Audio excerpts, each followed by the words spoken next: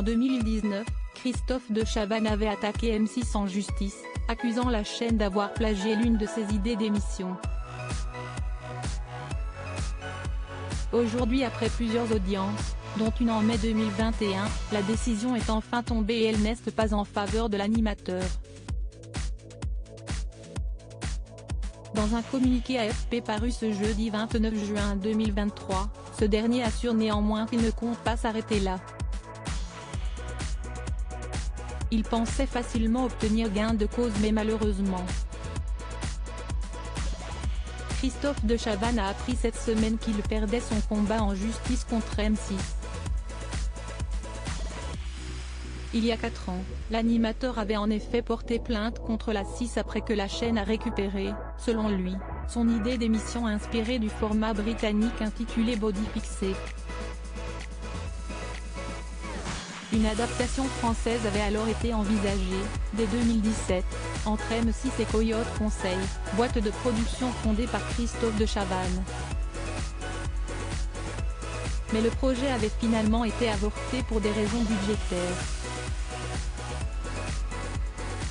En 2019, l'ancien animateur de Coucou Siestine avait alors été stupéfait de voir fleurir sur M6 un programme baptisé Incroyable Transformation, reprenant étrangement toutes les ficelles du programme britannique dont il avait acheté les droits pour 12 000 €.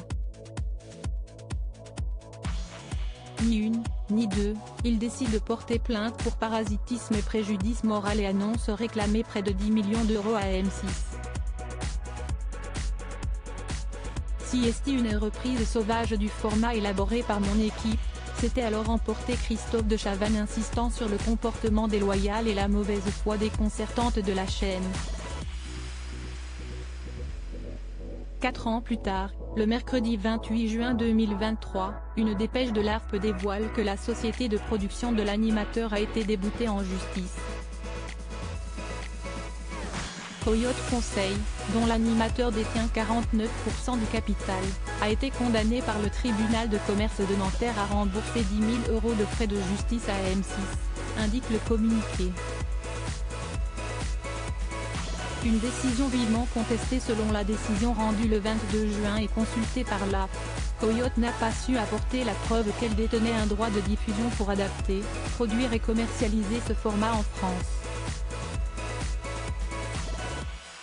Le tribunal a également considéré que les réelles similitudes entre les deux émissions n'étaient pas de nature à caractériser de manière certaine que M6 et Studio 89, sa filiale de production, se soient délibérément mises dans le sillage de Coyote alors que ce type d'émission faisait, à cette époque, l'objet d'une veille active de la part de l'ensemble des diffuseurs, précise ensuite la dépêche.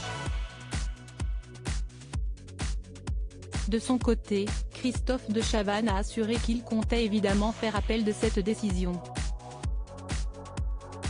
Rappelons que lors de la première audience qui a eu lieu en mai 2021, l'animateur avait exigé l'arrêt complet du programme lancé par M6, ajoutant que le manque à gagner s'élevait alors à 5 millions d'euros auxquels s'ajoutaient 4,4 millions pour l'estimation de la perte de valeur de l'entreprise et 500 000 € de préjudice moral et frais divers, d'où les 10 millions réclamés.